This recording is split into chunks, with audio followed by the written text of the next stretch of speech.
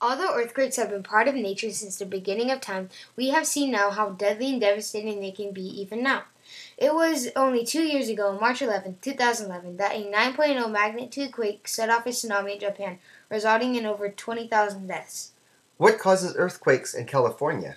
The movement along of huge blocks of earth crust resulting building up of storage energy between the Pacific and North American plates. The point below the surface where rock breaks is called the focus. The movement along the broken surface is called the fault and results in a split in the ground. The energy is spread by seismic waves, which are strongest at the epicenter, which is the point of the surface right above the focus.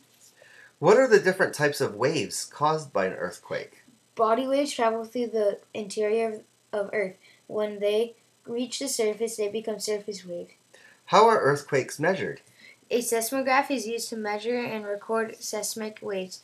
There are different scales used to measure the intensity of earthquakes.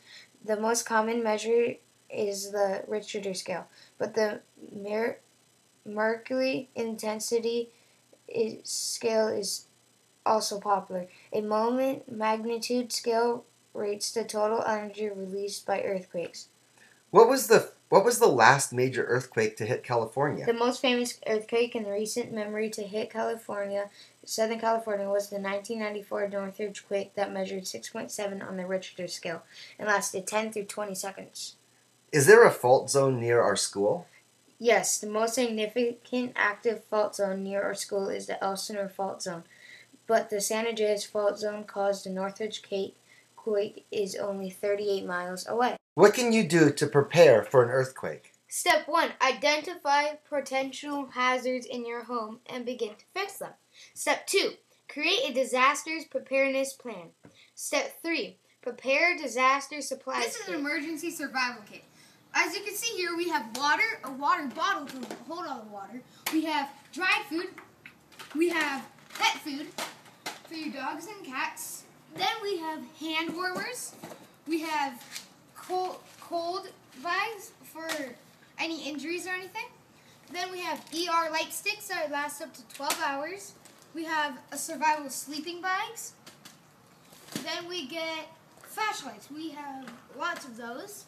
We get masks, and we also have gloves for debris and those masks.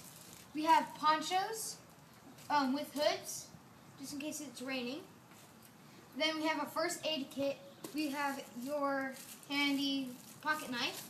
You got a tube tent, a whistle, and much more inside this kit.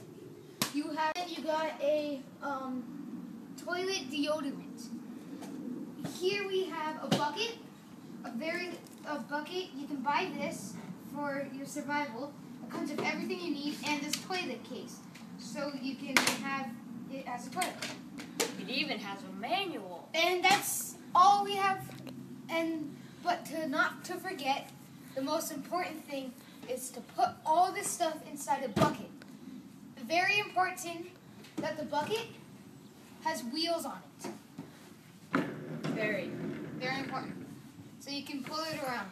And that's all we have for this. But you forgot the very important thing. This only lasts for 5 years. Yes. Step 4. Identify your building's potential weaknesses and begin to fix them. What should I do if an earthquake occurs? Step 5. Protect yourself during earthquake shaking. Drop, cover, and hold on.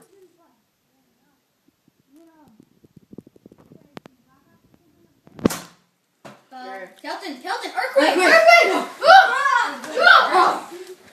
Cover. Hold on! Stay calm! Stay calm!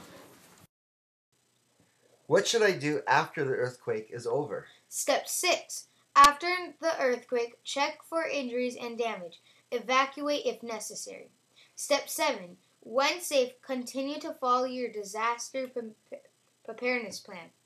Aftershocks will continue to happen for several weeks after major earthquakes.